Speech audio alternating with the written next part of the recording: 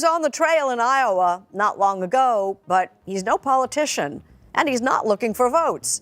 He's looking for diamonds in the rough. With Lee Cowan, meet American picker Mike Wolfe. For 15 straight years, American Pickers was an appointment television, a dusty, warm, wildly addictive road trip through forgotten America that turned rusty junk into serious ratings gold. And then, one by one, everything that made it special started falling apart. A beloved co-host vanished from screens, then from health, then from life entirely. The show's creator survived a near-fatal car crash and shuttered his own landmark store. A cast member announced on her birthday that the show was done, and the network's response? Conspicuously vague. What exactly happened to American Pickers, and is it actually over? Buckle up, because this story is messier, sadder, and more complicated than any headline has told it. The Golden Era, how American Pickers became a cultural phenomenon. Let's go back to the beginning, because without understanding just how massive this show became, none of what happened later hits the same way. January 18, 2010.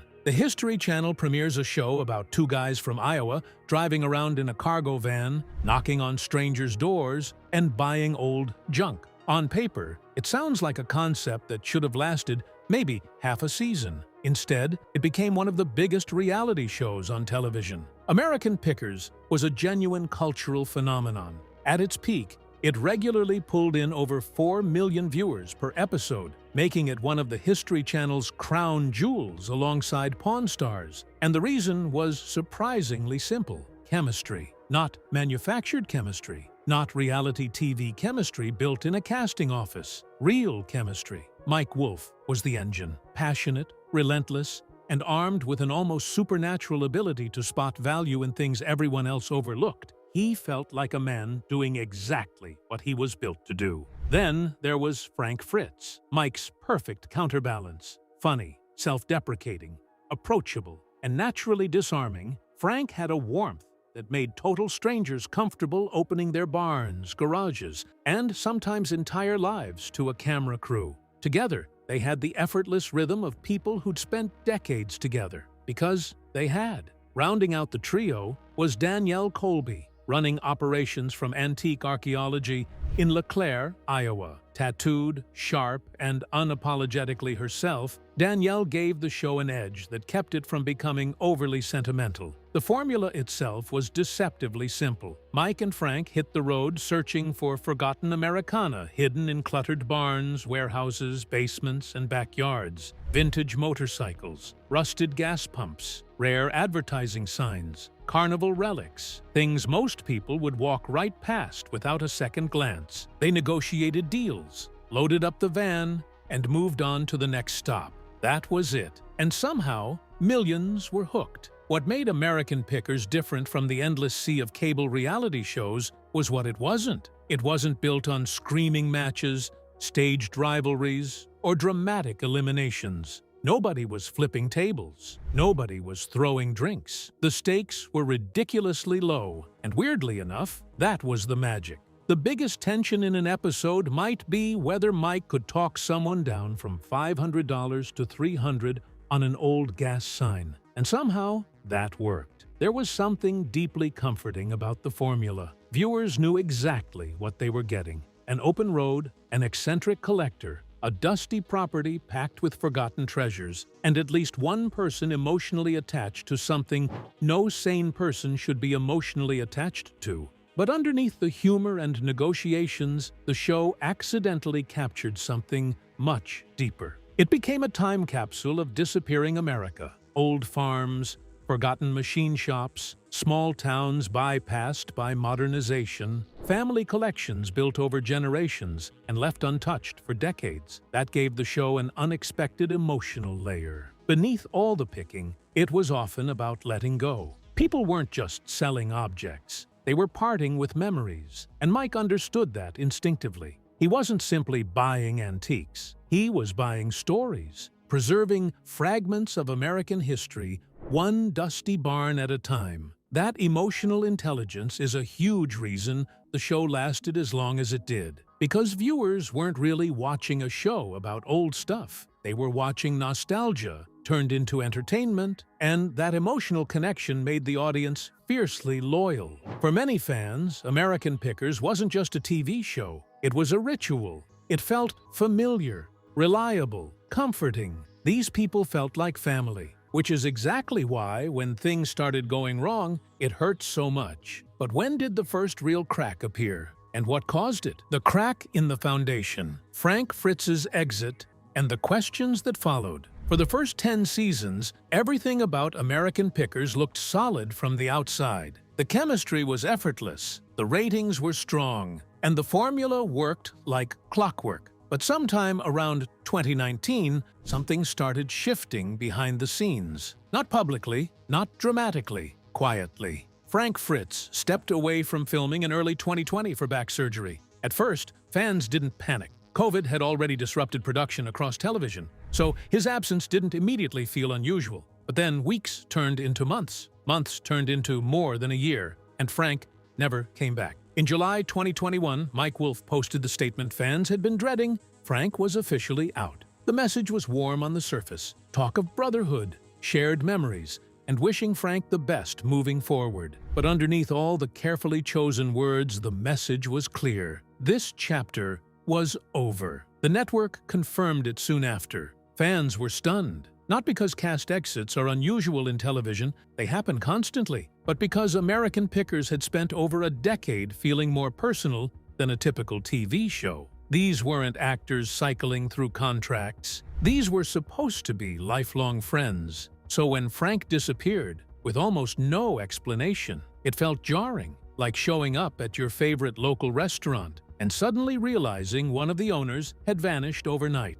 No announcement, no transition, just gone. And that silence created the perfect breeding ground for speculation. Fans immediately started revisiting old episodes, interviews, and behind-the-scenes clips, looking for signs that things had been broken long before anyone admitted it. Suddenly, every awkward pause or strange interaction became evidence. Did Mike seem dismissive here? Did Frank look checked out there? Was something already wrong? Most of it was probably overanalysis, but once audiences suspect a fallout, they start rewriting history in real time. Then Frank gave an interview that changed everything. Speaking publicly, he revealed that he and Mike reportedly hadn't seen in 3 years. More painfully, he claimed Mike never reached out during his back surgery recovery. No calls, no check-ins, nothing. Frank suggested the show had gradually become less of a partnership and more of a vehicle centered entirely around Mike's brand. According to him, his own role had been minimized over time. The internet absolutely ran with that narrative. Almost overnight, social media was flooded with clips allegedly showing Mike talking over Frank, dominating negotiations, or sidelining him on camera. Whether those clips genuinely proved anything is still debated, but the public narrative had already formed. Mike had pushed out his oldest friend. Mike later addressed the situation, acknowledging tensions but pointing to Frank's health struggles as the larger issue. He referenced Frank's battle with addiction following surgery, suggesting those struggles complicated any possible return. Mike framed his distance as concern. A large chunk of the audience didn't buy it. By then, the damage was done. Production tried moving forward by introducing Mike's brother, Robbie Wolfe, and later adding Jersey John Saleh to refresh the energy. But fans weren't interested in replacements, because you can replace a cast member. You cannot replace 15 years of shared history. Ratings began slipping. Criticism intensified, and for many viewers, the show never truly recovered from Frank's exit. But as messy as this public feud looked, the full truth about what Frank was privately dealing with and how tragic this story would ultimately become was still yet to unfold. The feud that broke the internet. For roughly 2 years after Frank's exit, the fandom remained split down the middle. Team Frank, Team Mike. Comment sections on every American Pickers-related post were treated as open battlefields. The bitterness didn't fade. If anything, it intensified, as Frank continued giving interviews while Mike largely stayed quiet. Frank's media appearances were, to put it charitably, raw. He spoke openly about feeling abandoned, about the show changing around him, about a friendship that had gone silent exactly when he needed it most. For viewers who had spent a decade watching these two men together, it was genuinely painful to hear. The story had the narrative simplicity of a betrayal. One man up, one man out, and a very convenient timeline. But here's where the picture becomes considerably more complicated and considerably more human. What Mike Wolfe has since revealed, including in interviews given well after Frank's death, is that the silence between them was not simply cold indifference. Frank had developed a serious opioid dependency during his recovery from back surgery, a battle that was actively deteriorating his life off-screen throughout this period. According to Wolfe, the production team had tried hard to support Frank and help him find his way back. He explained to the Daily Mail that Frank had been engaging in behaviors that made it difficult for those around him to help,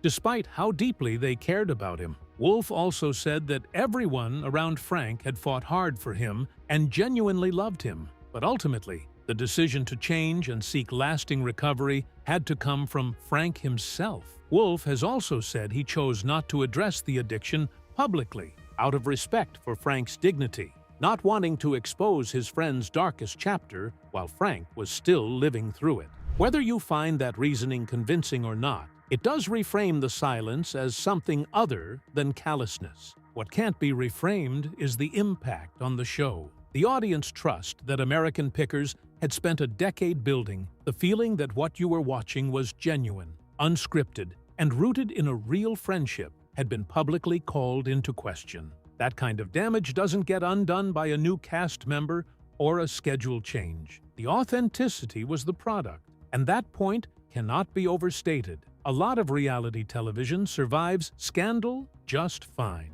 In fact, scandal often helps. Some franchises practically run on chaos the way cars run on gasoline. But American Pickers was never that kind of show. Its currency was trust. Trust that Mike genuinely loved this world.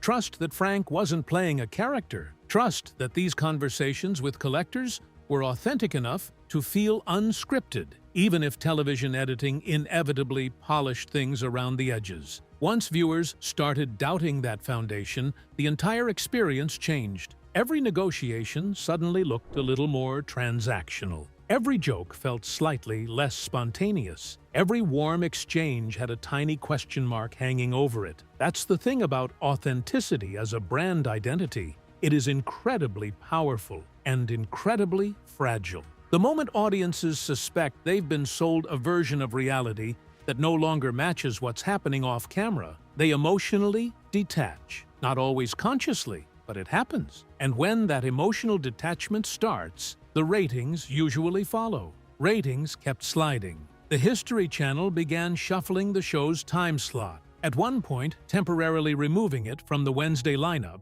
in favor of a Pawn Stars marathon. That detail, more than almost anything else, captured the new reality. American Pickers was no longer too big to be bumped. But, as bad as all of that was, the feud, the falling ratings, the fractured trust, nothing hit the show or its cast harder than what happened to Frank Fritz in July 2022. From trash piles to TV gold, the making of Mike Wolfe. Before we get to Frank's tragic final chapter, let's pause, because to understand this whole story properly, you need to understand who Mike Wolfe actually is. Not the TV personality, not the brand, the actual person. Long before any camera ever pointed at him, Mike was born on June 11, 1964, in Joliet, Illinois, the second of 3 children raised by a single mother after the family eventually settled in Bettendorf, Iowa. Money was tight. The Mississippi riverfront, its railroad tracks and junkyards, became his playground. And from a remarkably early age, he had an instinct for seeing potential in things everyone else had discarded. He was 6 years old when he found a bicycle abandoned in a neighbor's trash. He dragged it home, cleaned it up, pumped air into the tires, and sold it 2 days later for $5. "I was hooked," he later said. That transaction, modest and unremarkable to everyone around him, turned out to be the first chapter of a 40-year career. Through his teens and into his 20s, Wolfe was putting serious mileage on his van, searching for vintage motorcycles, antique advertising signs, carnival relics, and the kind of weathered Americana that most people drove past without a second glance. He competed in bicycle racing, opened a bike shop in Iowa, and funded its early operations by selling a rare 1934 Harley-Davidson to a collector in Thailand. In 2000, he officially founded Antique Archaeology out of a former machine shop in LeClaire, Iowa, a business that ran entirely on his own eye, his own energy, and his own willingness to knock on strangers' doors. Long before the show existed, he was already logging over 60,000 miles a year on back roads across America. He started filming his picking trips on a handheld camera, uploading footage online because he wanted to share the stories embedded in the objects he found. A production company eventually noticed. Conversations with the History Channel followed, and the rest, quite literally, is television history. What makes this origin story matter, in the context of everything that came later, is this. Mike Wolfe didn't stumble into authenticity for a TV show. He lived it, alone, for decades, before anyone was watching. That genuineness was baked into American Pickers from day one, and it's a significant reason why the show's eventual unraveling felt so personal to so many fans. They hadn't just been watching a TV format, they believed they were watching real life. And the most real, most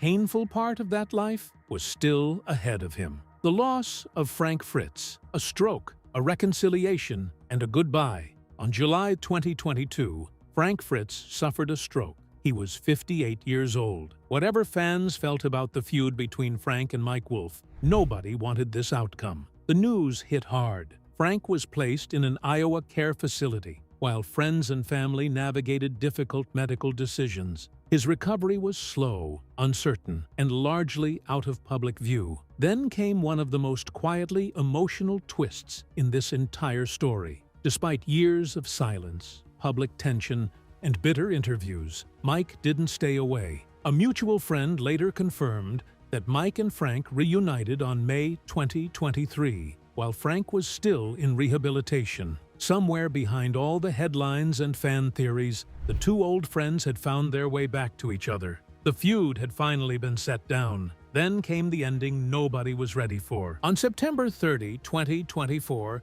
Frank Fritz died at 60 years old. His official cause of death was listed as complications from his stroke, with other underlying health conditions also contributing. But one detail changed how many fans viewed this entire saga. Frank did not die alone. Mike was there. After receiving the word that Frank's condition was worsening, Mike reportedly rushed to be by his side. Later he shared that he was with Frank during his final moments, holding his hand, rubbing his chest, and telling him he loved him. He told Frank he wasn't angry, that it was okay to let go. For many fans, that single detail reframed everything. This wasn't a story about two bitter enemies. It was a story about two lifelong friends. Friends since 8th grade, who got lost somewhere along the way, but managed to find each other again before the end. The History Channel honored Frank with tributes and memorial programming, while Mike posted an emotional public farewell describing Frank as a dreamer, a sensitive soul, and someone critical to the show's success. For American Pickers, Frank's death wasn't just the loss of a cast member, it was the permanent closing of a chapter. Because whatever the show became afterward, one thing was undeniable. Without Frank Fritz, it could never quite feel the same again. But even after the feud, the reconciliation, and the loss, the biggest question still remained. What happens to the show now? The empire under pressure, ratings, a closed store, and a terrifying crash. Let's talk about the show's commercial reality, because it matters enormously to understanding where things stand right now. At its peak, American Pickers was drawing more than 4 million viewers per episode.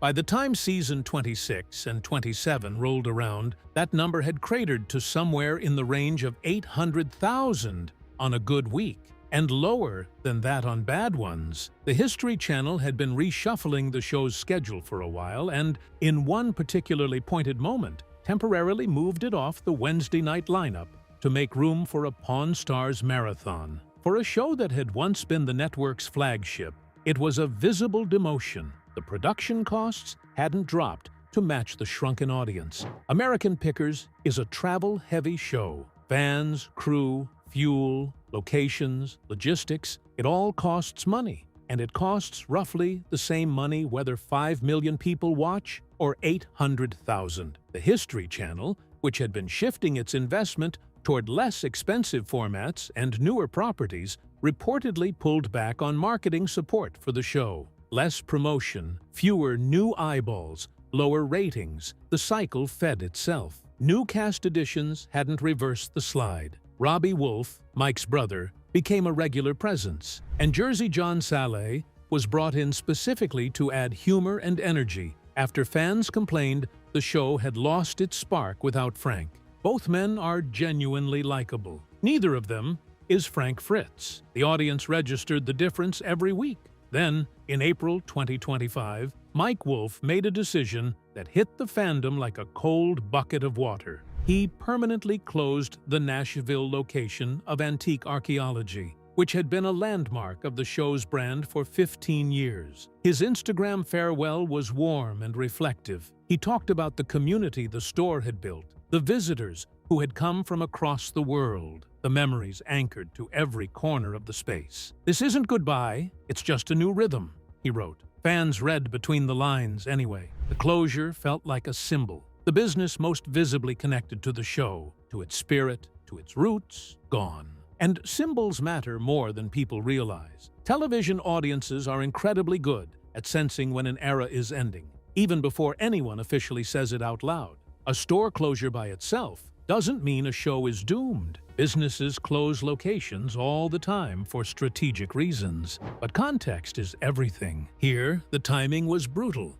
Frank was gone. Ratings were softer. The show's future felt hazy. And now, one of the franchise's most recognizable physical landmarks was shutting its doors. To longtime fans, it felt like another brick being removed from a house they'd watched being built for 15 years. Not catastrophic on its own, but cumulative. That's really the story of American Pickers in its later years. Not one explosive scandal that destroyed everything overnight, but 1,000 smaller developments that gradually changed the emotional weather around the show. One departure, one feud, one illness, one closure, one accident, one uncertain announcement. Eventually, enough small things stop feeling small. They start feeling like a pattern. And audiences notice patterns long before networks acknowledge them publicly, and things got genuinely frightening. Mike Wolf and his girlfriend, Letitia Klein, were driving through Columbia, Tennessee, when their vehicle was struck by another driver, a 76-year-old man who was allegedly intoxicated.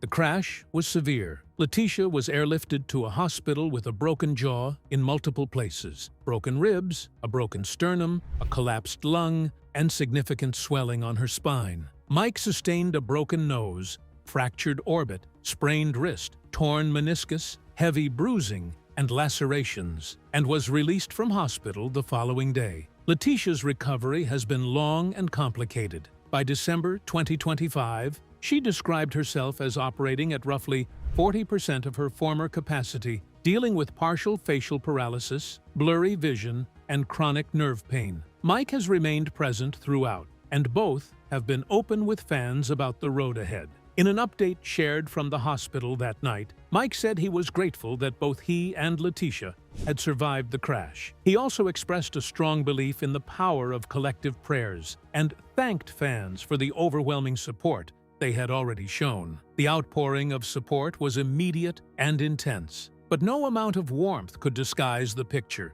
taking shape around the show. The ratings were down. The store was closed. The man at the center of it all was healing from a car crash while simultaneously grieving one of the most significant losses of his life. And then came the birthday video that made headlines around the world and triggered the most confusing news cycle in the show's entire 15-year history. The birthday bombshell, what Danielle said, what the network said, and where things stand right now. December 3, 2025.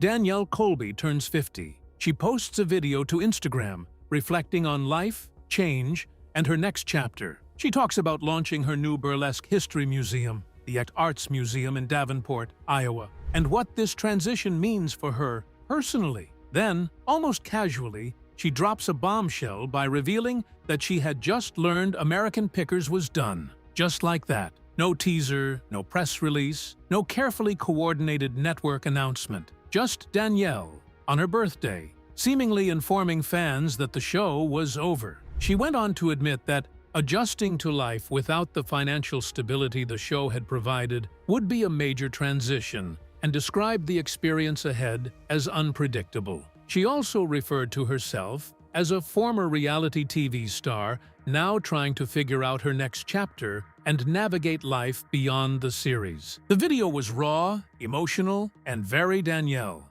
and the internet absolutely lost its mind. Within hours, entertainment outlets were pushing headlines declaring American Pickers officially canceled after 27 seasons. Fans flooded social media with tributes and nostalgia. End of an era. I'm going to miss this show. One hell of a run. For a moment, it felt like the unofficial funeral of a television institution. But then came the twist. The very next day, an A+E Networks executive publicly contradicted Danielle's announcement. Dan Silberman stated there was no truth to claims the show had been canceled. According to him, production wasn't currently active simply because the network already had a full season completed, and because of Mike Wolf's upcoming spin-off project. He also clarified that season 27 episodes were still airing and that production could potentially resume in 2026. In other words, the show wasn't dead, at least officially. Then Danielle deleted the video,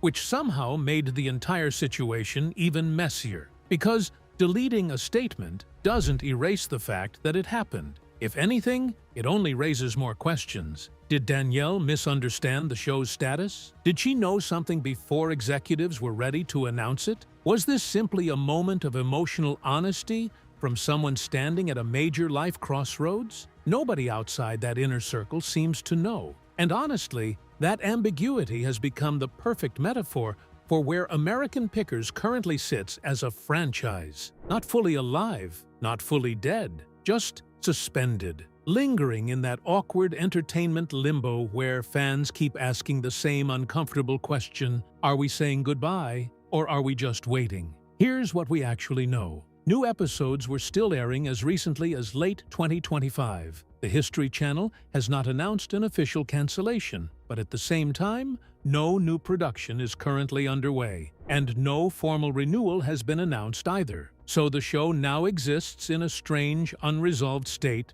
not canceled. Not exactly active, just sitting there. Meanwhile, Mike Wolf is clearly moving forward. His new series, History's Greatest Picks with Mike Wolf, premiered in February 2026 and represents a major shift from the formula that made him famous. Gone is the cargo van. Gone are the cold calls, random barns, and long road trips through forgotten America. Instead, the new show is more polished and curator-driven, focused on remarkable historical artifacts, and timed to align with America's 250th anniversary celebrations. It's less dusty road trip, more historical showcase, a reinvention. And maybe that's the clearest sign yet that Mike understands this chapter is changing, whether American Pickers officially ends or not. Mike has spoken emotionally about launching the new series, and one name still lingers heavily over all of it: Frank Fritz. He has openly acknowledged that none of this career path exists without Frank. That detail matters, because for all the drama, conflict, public fallout, and years of speculation, the emotional core of this franchise has always traced back to that original partnership. As for Danielle, she seems to be doing what Danielle has always done, moving forward on her own terms, building something new, reinventing herself, staying unapologetically Danielle. And honestly, her accidental cancellation announcement may have been the most American Pickers moment possible. Unscripted, messy, imperfect, and undeniably real. After 15 years, 27 seasons, and hundreds of episodes, American Pickers now sits at a genuine crossroads. Not officially over, not officially continuing, just waiting, like one of those dusty barn finds the show always loved best, full of history, uncertain future, and waiting for someone to decide what it's worth. And if this really is the end, it's strangely fitting. A show built on rescuing forgotten treasures from obscurity, slowly becoming one itself. So there it is, the full story of how American Pickers went from a ratings juggernaut to a show whose own cast member announced its end on her birthday, only for the network to immediately push back. A friendship that fractured publicly and quietly healed. A beloved co-host who died far too young, but not alone. A near-fatal crash, a shuttered store, and a future that nobody, not the network, not the cast, not the fans, seems quite ready to call. The comment section is yours. Is American Pickers really done, or does it have one more pick left in it? Drop your take below, and make sure you're subscribed, because the next video on this channel, it's going to hit even harder than this one. We'll see you there.